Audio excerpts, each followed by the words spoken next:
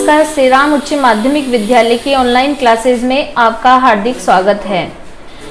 प्रिय विद्यार्थियों, हम आज कक्षा 12 के प्रथम अध्याय भारत के वैभवपूर्ण अतीत के द्वितीय पाठ का अध्ययन करेंगे। इससे पहले की वीडियो में हमने भारत के वैभवपूर्ण अतीत के संबंध में जाना और उसमें साहित्यिक उसके इतिहास को जानने के प्रमुख स्रोतों के बारे में जाना। इसमें दो प्रकार के इतिहास को जानने के स्रोत बताए थे, ऐतिहासिक स्रोत व साहित्यिक स्रोत। इसमें साहित्यिक स्रोत के प्रथम पॉइंट में हमने धार्मिक साहित्य के बारे में जाना। आज हम द्वितीय पॉइंट में धर्मेत्तर साहित्य के बारे में अध्ययन करेंगे। धर्मेत्तर साहित्य में वे सभी ग्रंथ माने जाते हैं जो धार्मिक ग्रंथों के अलावा लिखे गए। इस श्रेणी में प्राचीन भारत में धर्म के अतिरिक्त अन्य विषयों पर लिखा गया साहित्य आता है। इसमें ऐतिहासिक, अर्ध ऐतिहासिक, विशुद्ध साहित्यिक ग्रंथ, नाटक, कथा, कोश, काव्य आदि ग्रंथ सम्मिलित हैं। इसमें सबसे पहले ऐतिहासिक ग्रंथ। ऐतिहासिक ग्रंथों में सबसे महत्वपूर्ण ग्रंथ जिसे माना जाता है उसमें सबसे पहले है कल्हण की राजतरंगिणी।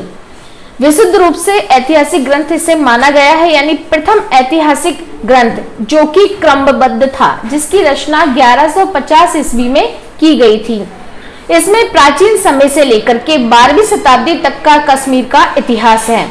यानी कल्हण की राजतरंगिणी जो विशुद्ध रूप से एक ऐतिहासिक ग्रंथ माना गया है, क्योंकि प्रथम बार इतिहास को क्रमबद्ध रूप से रचना इसी ग्रंथ में की गई थी।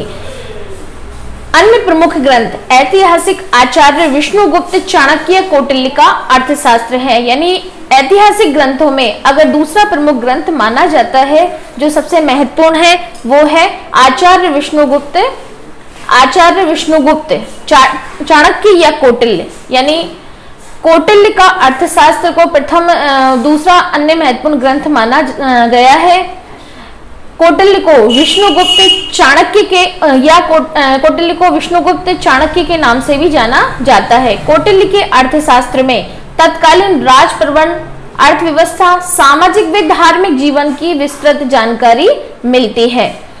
कौटिल्य के अर्थशास्त्र को जब हम समझते हैं, इसके नाम से प्रतीत होता है कि ये आर्थिक व्यवस्था के बारे में जानकारी देता हो, लेकिन ऐसा नहीं है। ये एक राजनीतिक ग्रंथ माना गया है। कौटिल्य ने इतिहास के अंतर्गत पुराण, इतिवृत्त, आख्यान, उदाहरण, धर्मशास्त्र एवं अर्थशास्त्र को सम्मिलित किया है।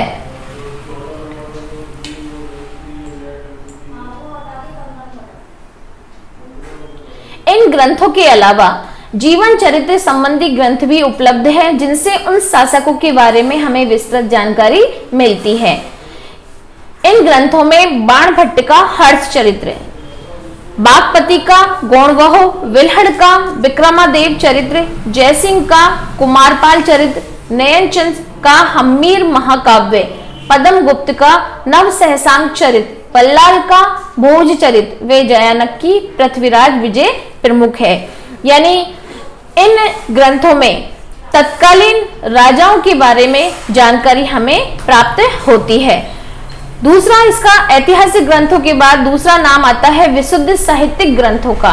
तो विशुद्ध साहित्यिक ग्रंथों में अनेक नाटक, व्याकरण ग्रंथ, टीका, काव्य, कथा साहित्य एवं कोश की रचना की गई, जिनसे उस समय के शासकों की सामाजिक व आर्थिक जीवन की हमें जानकारी मिलती है।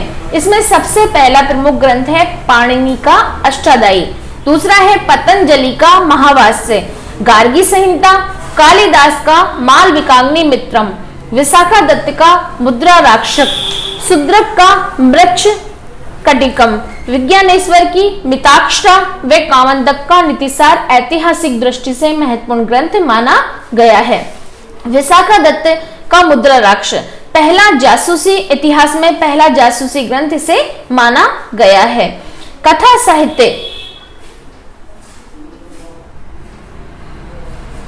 कथा साहित्य व कोश साहित्य की दृष्टि से विष्णु शर्मा का पंचतंत्र, गुणाणे की वृत्त व क्षेमेंद्र की वृत्त कथा मंजरी, सोमदेव की कथा सरित सागर, अमर सिंह का अमर कोश आदि प्रमुख ग्रंथ है जिनसे तत्कालीन समाज की जानकारी मिलती है। तत्कालीन समाज की जानकारी यानी उस समय का समाज किस तरह का था, उनका रहन सहन, उनका पहनावा, उनकी सामाजिक आर्थिक व्यवस्था किस प्रकार की थी, इसके बारे में हमें इससे जानकारी मिलती है। ये ग्रंथ ऐतिहासिक दृष्टि से महत्वपूर्ण है, यानी उस समय की हमें उस समय जो प्रमुख घटनाएं रही हैं, जो सामाजिक आर्थिक धार्मिक व्यवस्थाएं रही हैं, तो इन ग्रंथों से उस समय की जानकारी हमें अच्छी तरीके से मिलती है। तीसरा पॉइंट है क्षेत्रीय साहित्य। जैसे कि नाम से प्रतीत होता है, क्षेत्रीय साहित्य यानी किसी क्षेत्र विशेष में लिखा जाने वाला साहित्य। क्षेत्रीय भाषाओं के ग्रंथों में भी प्रचुर ऐतिहासिक सामग्री मिलती है। प्राचीन तमिल साहित्य जिसे हम संगम साहित्य के नाम से भी जाना जाता है, यानी प्राचीन तमिल साहित्य को संगम साहित्य भी कहा जा सकता है। इस साहित्य के प्रणेता अगस्त्य ऋषि थे। यहाँ ये क्वेश्चन बन जाता है कि प्राचीन तमिल साहित्य जिसे संगम साहित्य कहा गया, इस साहित्य के प्रणेता कौन थे? तो कौन थे? अगस्त्य ऋषि। तेलुगु ग्रंथ धुरजटी द्वारा लिखित कृष्णदेवराय विजयनगर राज्य के शासक कृष्णदेव की उपलब्धियों की जानकारी देता है।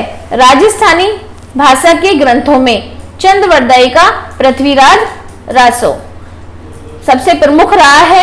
इसमें अजमेर के शासक पृथ्वीराज चौहान के बारे में हमें जानकारी उपलब्ध होती है।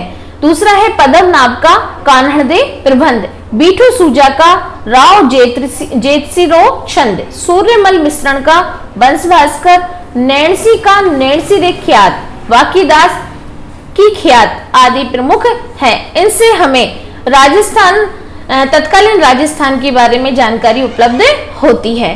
चौथा पॉइंट है इसका विदेशी विवरण, यानी यहाँ पर कुछ विदेशी यात्री भी आए और उन्होंने यहाँ की व्यवस्था, यहाँ भारत की जो सामाजिक आर्थिक व्यवस्था, धार्मिक व्यवस्था थी, उन सभी का अध्ययन किया और अपने यहाँ जाकर प्रमुख ग्रंथ लिखे। वो सभी विदेशी विवरण के अंतर्गत आते हैं। प्राचीन काल से ही भारत की सांस्कृतिक व आर्थिक उपलब्धियां विश्व को आकर्षित करती रही हैं। तो भारत के व्यापारिक संबंध विश्व के देशों से थे। धर्म व दर्शन का ज्ञान प्राप्त करने वे अध्ययन हेतु लोग विदेशों से आते थे, इसलिए विदेशी लेखक भी भारत से प्रभावित हुए। यानी यहाँ पर सबसे पहले जो विदेशी आए वो व्यापार करने की दृष्टिकोण से आए थे, लेकिन जब उन्होंने भारत की वैभवता का वर्णन अपने यहाँ जाकर किया तो कई विदेशी लेखक भी उनसे प्रभावित हुए और इसलिए वो भारत का अध्ययन करने भारत आए। उन्होंने भारत के संबंध में पर्याप्त विवरण दिया है, लेकिन इस विवरण का सावधानी पूर्वक अध्ययन करने की आवश्यकता है, यानी कुछ बातें उसमें मिथ्या भी हैं। विदेशी लेखकों के द्वारा जो भी ग्रंथ लिखे गए हैं, कुछ बातें उन्होंने अपनी तरफ से भी जोड़ दी है, इसलिए ये पूरी तरीके से प्रमाणिक नहीं माने जा सकते। यूनानी साहित्य, तो इसके विदेशी विवरण साहित्य के बाद इसमें सबसे पहले जिस साहित्य को पढ़ा जाता है वो है यूनानी साहित्य। यानी हमारे भारत में सबसे पहले जो विदेशी यात्री आए थे उनमें सबसे पहले यूनानी आए। इन यूनानी लेखकों में टेसियस, हेरोडोट्स जिसे इतिहास का पिता में कहा जाता है, नियार्कस, एरिस्टोब्यूलस, आनेक्रिटस, स्ट्रेबो, एरियन व स्काइलैक्स प्रमुख है। सर्वाधिक महत्वपूर्ण पुस्तक चंद्रगुप्त के दरबार में यूनानी राजदूत मेगस्थनीज द्वारा लिखित इंडिका है। जो अपने चंद्रगुप्त मौर्य काल में जो प्रमुख शासक, सबसे प्रथम शासक रहे हैं चंद्रगुप्त मौर्य, तो उनके शासन काल में सेल्यूकस जो यूनानी सेनापति था, सिकंदर का सेनापति सेल्यूकस था, उसने हमारे यहाँ की यूनानी राजदूत भेजा जिसका नाम था मेगस्थनीज। तो मेगस्थनीज यहाँ कुछ समय चंद्रगुप्त मौर्य के दरबार में रहा और वहाँ हमारे यहाँ की भारत की उसने राजनीतिक, आर्थिक, सामाजिक हर तरीके की व्यवस्था का अध्ययन किया और बाद में इसने इंडिका नामक पुस्तक लिखी जिसमें भारत का विस्तृत विवरण हमें देखने को मिलता है। तो ये इंडिका पुस्तक से प्राचीन समय की भारत की जानकारी हमें मिलती है। यूनानी विवरण, इसके अलावा यूनानी विवरणों से चंद्रगुप्त मौर्य के प्रशासन, समाज व आर्थिक स्थिति के बारे में विस्तृत जानकारी मिलती है। न केवल प्राचीन भारत की जानकारी बल्कि उस समय जो चंद्रगुप्त मौर्य का प्रशासन था, उस समय का जो समाज था और आर्थिक स्थिति थी, उसके बारे में भी हमें इस ग्रंथ से विस्तृत जानकारी मिलती है। यूनानी साहित्य में टोलमी का भूगोल, प्लिनी द एल्डर की नेचुरल हिस्ट्री, एरिस्टोब्यूलस की history of the bar, Strabo की भूगोल आदि विशेष उल्लेखनीय हैं। इसमें प्रमुख पुस्तकों के नाम पूछ ले जाते हैं कि भूगोल किसकी पुस्तक है, तो वो है टोलमी की। इसके अलावा द नेचुरल हिस्ट्री, ये प्लिनी की किताब है। हिस्ट्री ऑफ द वार, ये एरिस्टोब्यूलस की किताब है।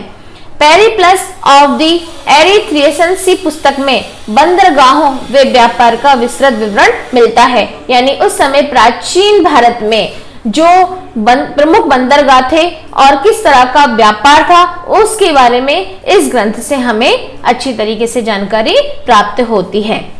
यूनानी साहित्य के बाद जो विदेशी विवरणों में प्रमुख है वो है चीनी विवरण। यानी यूनानी लेखकों के बाद भारत के इतिहास का वर्णन चीनी यात्रियों ने किया। तो चीनी यात्रियों में फायान, सुंगयुन, हैंसांग व इत्सिंग का वृतांत महत्वपूर्ण है। फायान गुप्त सम्राट चंद्रगुप्त द्वितीय के समय, जिसका कालक्रम रहा है 399 से 414 ईस्वी तक भारत आया था। हैंसांग को यात्रियों का राजकुमार भी कहा जाता है। उसने नालंदा विश्वविद्यालय में शिक्षा ग्रहण की। नालंदा विश्वविद्यालय जो प्राचीन भारत का शिक्षा का प्रमुख केंद्र माना जाता था, वहां से इसने शिक्षा ग्रहण की। वह हर्षवर्धन के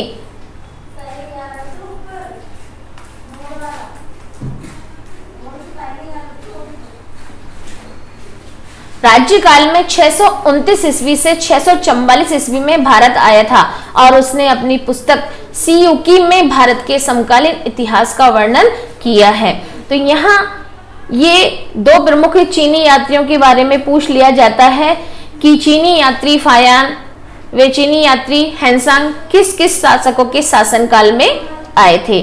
तो इसकी प्रमुख एक तरीके से याद करने की ट्रिक आप ले सकते हो कि फायान एफ पहले आता है और एच बाद में, तो फायान पहले आया है, हैंसांग बाद में आया है।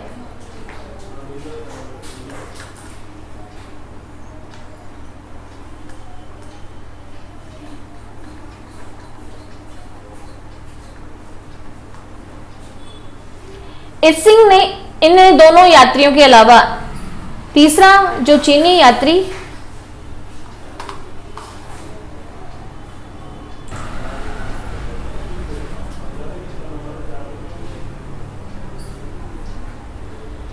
फायान व हैंसांग के अतिरिक्त यहाँ तीसरा प्रमुख चीनी यात्री जो आया है वो है इत्सिंग। तो इत्सिंग ने 7वीं शताब्दी के उत्तरार्ध में 672 ईस्वी से लेकर के 688 ईस्वी तक भारत भ्रमण किया।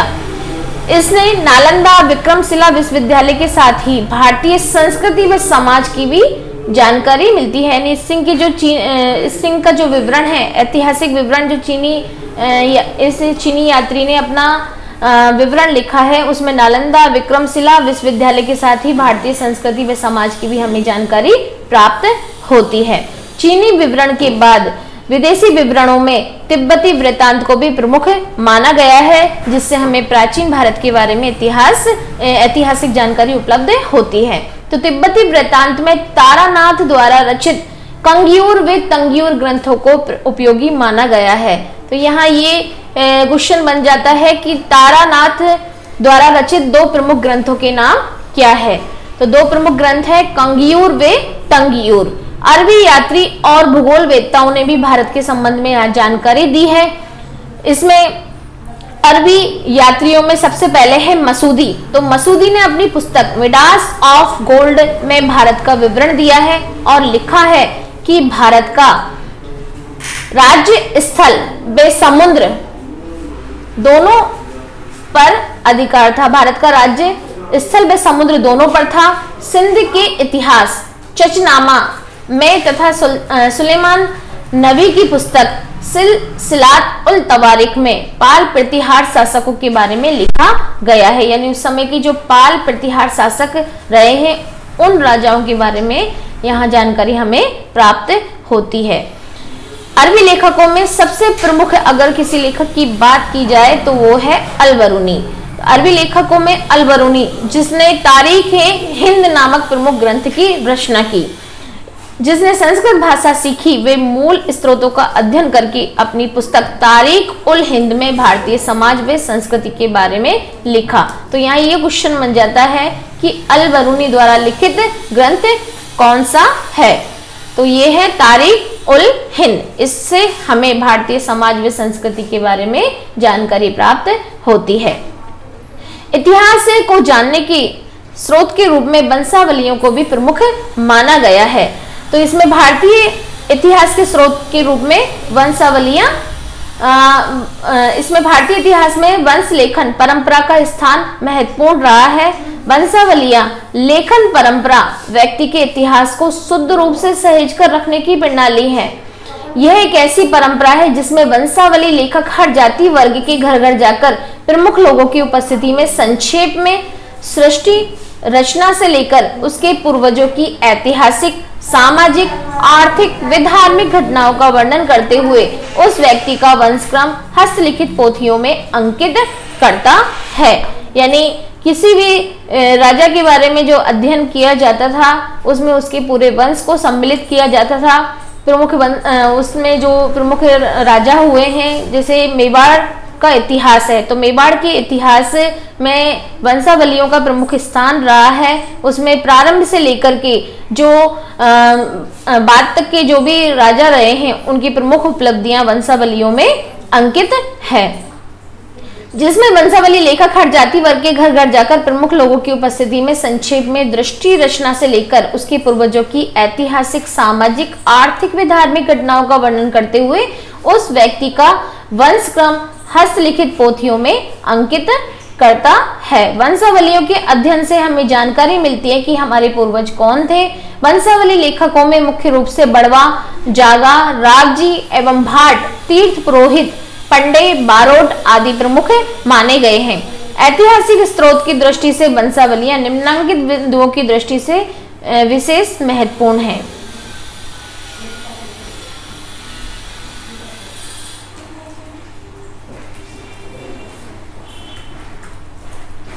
इसमें सबसे पहले है पुरोहितों द्वारा निर्मित वंशावलियां या बहियां प्रमाणिक दस्तावेजी न्यायिक साक्ष्य के रूप में मान्य है।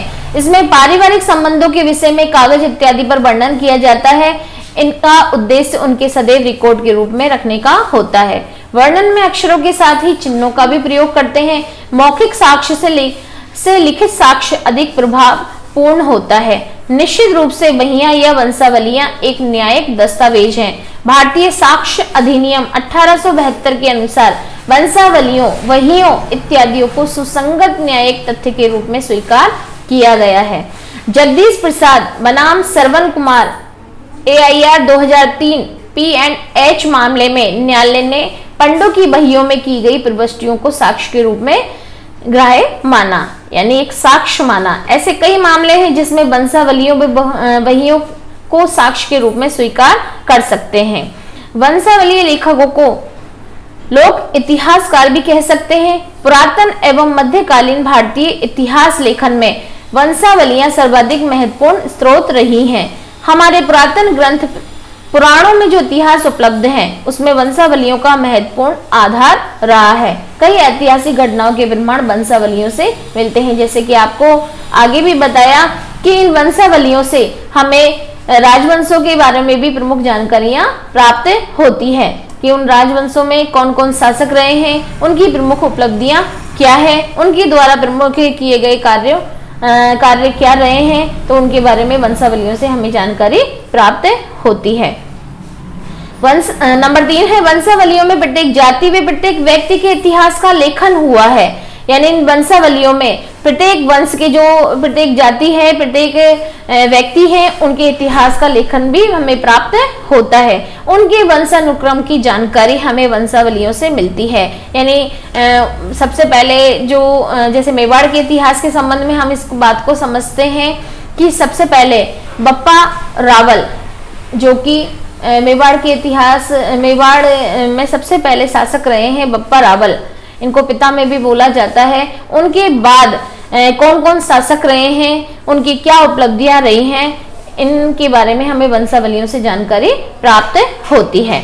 तो वंश लेखकों ने जातीय सामाजिक इतिहास की भी हमें जानकारी दी है। समाज जिन महापुरुषों को अपना आदर्श मानता है, उनकी जानकारी भी हमें वंशावलियों से प्राप्त होती है। वंशावली लेखन परंपरा की शुरुआत वैदिक ऋषियों द्वारा समाज को सुसंगठित एवं सुव्यवस्थित करने की दृष्टि से की गई थी, जो हजारों वर्षों से आज भी अनवरत जारी है। वंशावली परंपरा के हस्तलिखित ग्रंथों से अनेक ऐतिहासिक पुरुषों का परिचय हमें प्राप्त होता है। जैसे कि महाराणा प्रताप को आप लेकर उदाहरण के तौर पर समझ सकते हो। एक ऐतिहासिक पुरुषों के रूप में उनको जाना जाता है।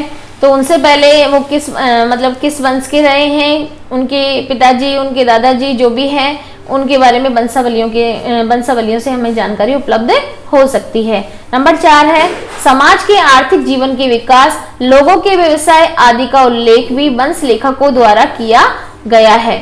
वंशावली लेखक एक निश्चित समय तक व्यक्ति के आवास पर ही निवास करके इसका लेखन करता है, इसलिए उसमें यथार्थता दिखाई पड़ती है। यानी आज भी किसी व्यक्ति के जीवन के बारे में हम लिखते हैं तो उसमें हम इस तरीके से जो भी किसी व्यक्ति विशेष के बारे में, उसके जन्म के बारे में लिख रहे हैं, तो उससे संबंधित जो व्यक्ति है उससे ही जानकारी प्राप्त की जाती है। इसलिए इसमें यथार्थता हमें देखने को मिलती है। प्रत्येक व्यक्ति को अपनी परंपरा, संस्कृति, मूल निवास, विस्तार, वंश, कुल धर्म, कुलाचार, गोत्र व पूर्वजों के नाम प्राप्त करने का सर्वाधिक विश्वसनीय स्रोत वंशावलियां ही है। वंशावलियों द्वारा धर्मांतरित हिंदुओं को अपनी जड़ों का परिचय देकर आपसी विद्वेष को कम किया जा सकता है। यानी जो मुगलों के काल में या उससे पहले हिंदुओं ने अपना धर्म में परिवर्तन कर लिया था, तो उन लोगों को भी अपने वंश के बारे में अगर जानकारी प्राप्त करनी है तो वो वंशावलियों के जरिए प्राप्त कर सकते हैं। इससे धार्मिक उन्माद व अलगाववाद को कम करके देश में सांप्रदायिक सहयोग व सद्भाव की भावना को बढ़ावा मिल सकता है। यानी वो भी इस बात को कह सकते हैं कि हम भी शुरू से ही भारत के निवासी रहे हैं। इससे जो धार्मिक उन्माद व अलगाववाद है उसको कम किया जा सकता है, आपसी सद्भाव की भावना को बढ़ाया जा सकता है। पुराणों में भी जो 5 लक्षण बताए गए हैं उनमें वंश रचना व वंशानुचरित प्रमुख लक्षण के रूप में अंकित किए गए हैं।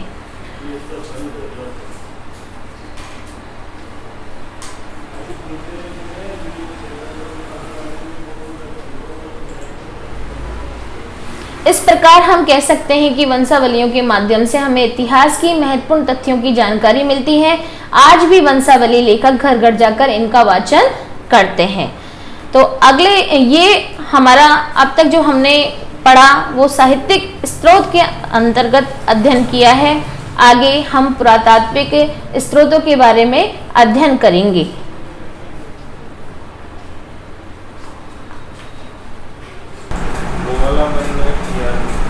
अगर ये वीडियो आपको पसंद आई हो तो प्लीज़ सब्सक्राइब करें, लाइक करें और ज़्यादा से ज़्यादा इसे शेयर करें। धन्यवाद।